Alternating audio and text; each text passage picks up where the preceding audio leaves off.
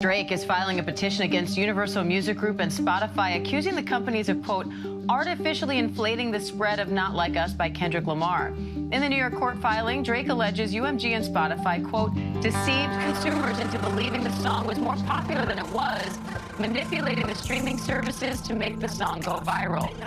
The story is usually the same, though. You know, these guys work really hard at their craft, but the story ends the same. They usually are broken, torn, and usually just sad. And the story is very sad in the end. Give me the album sells for $18, right? $18? Whatever, yeah. All right. How much of that would you give me? Well, I don't know how it works. Believing the song was more popular than it was, manipulating the streaming services to make the song go viral. The story is usually the same. These guys work really hard at their craft, but the story ends the same. They're usually broken, torn, and just sad. The story is very sad at the end. Give me the album sounds for $18, right? $18?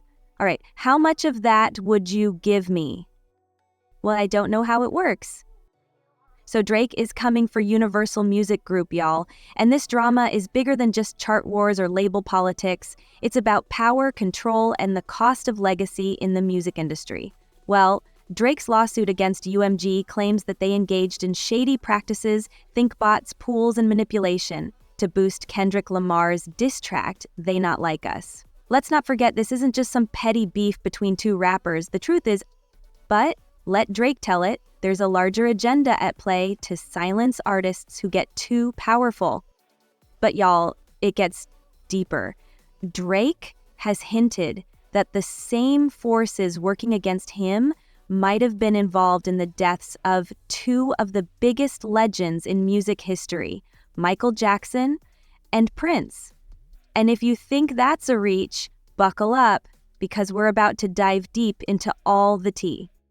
So, the Drake and Kendrick Lamar beef didn't quite end at Kendrick's diss track, They Not Like Us, a scathing song that accused Drake of some seriously damaging allegations, including being a certified PDF file. The track blew up, dominating summer playlists and dragging Drake's reputation through the mud. And here's the twist. Lawsuit. There's probably people at Universal, there's people that got real vested interest in Drake. That is a multi-billion-dollar entity. They're like, you gotta protect your name. Drake claims UMG played a major role in the song's success. Mind, body, and soul. According to legal documents, UMG allegedly used bots to inflate Spotify streams and paid influencers to promote the track, even ignoring copyright violations to ensure that They Not Like Us went viral. Imagine your own label backing a diss track that tarnishes your name. If that's true, it would explain why Drake was so upset. Drake's legal filing accuses UMG of using pooling, a practice where companies make secret payments to get songs more airplay. According to Drake, UMG funneled money to radio stations, Spotify, and influencers to keep Kendrick's track front and center. But let's not forget, this isn't UMG's first pooling scandal. Back in 2006, the company was fined $12 million for similar tactics. Seems like old habits might die hard. Drake claims that UMG's efforts to push Kendrick's track were part of a larger strategy to devalue him. Why? Because Drake had become too powerful. His leverage as an artist, owning his own catalog and generating billions in revenue, was making the label feel uncomfortable. But if you think Drake's lawsuit was just about them boosting Kendrick Lamar's diss track, think again. The They Not Like Us scandal isn't an isolated incident. It's part of a much larger pattern that exposes the lengths UMG might go to maintain control over its artists. As more details come to light, the story only gets darker. To make matters worse, there's speculation that UMG even manipulated basically saying that Spotify and UMG came together to make it seem like he ain't got no motion and that everything Kendrick did was gold. I think Kendrick caught a wave and it did damage. Copyright regulations, turning a blind eye to violations just to ensure the song went viral. This wasn't just a standard marketing campaign. Let Drake tell it. It was an all-out assault on his reputation. Drake's lawsuit also doesn't just call out UMG for fraud and manipulation, it alleges something even bigger. The company might be violating the Racketeer Influenced and Corrupt Organizations Act, RICO. Yeah, we're talking racketeering charges, the kind you'd expect in a mafia movie, not the music industry. If Drake's claims are true, this could blow the lid off secret practices that have quietly shaped the music industry for decades. What makes this even more shocking is how detailed Drake's filing is. He's demanding an audit of UMG's payments to platforms like iHeartRadio and Spotify, suggesting that these shady dealings might be widespread. And if the evidence stands up in court, this lawsuit could go from a simple case of defamation to a full-blown industry scandal. Basically, Drake is saying that Spotify and UMG came together to make it seem like he had no motion, and that everything Kendrick did was gold.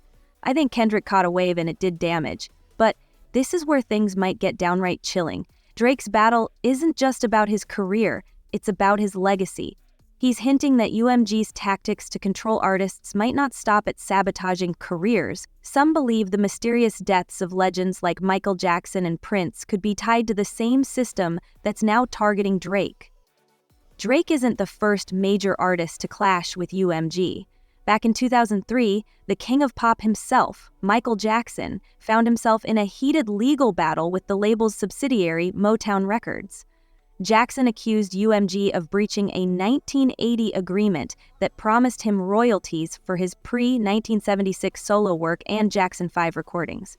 Not only did UMG fail to pay him a dime, but they also released albums and licensed songs without his consent. This is very important because throughout the years, Black artists have been taken advantage of, and it's time now to stop this. The lawsuit was a fight for ownership of his masters, and Jackson sought to reclaim his rights to all his early recordings. But it didn't stop there. Jackson's case highlighted how artists, no matter how legendary, often have to wrestle with the very entities that profit from their Kendrick's being nominated for Best Rap Performance, Best Rap Song, Record of the Year, Song of the Year, Best Music Video. Not Like Us was Best Performance, and Like That was Best Performance. Best Rap Song, Not Like Us, and Like That. He's being nominated for like 7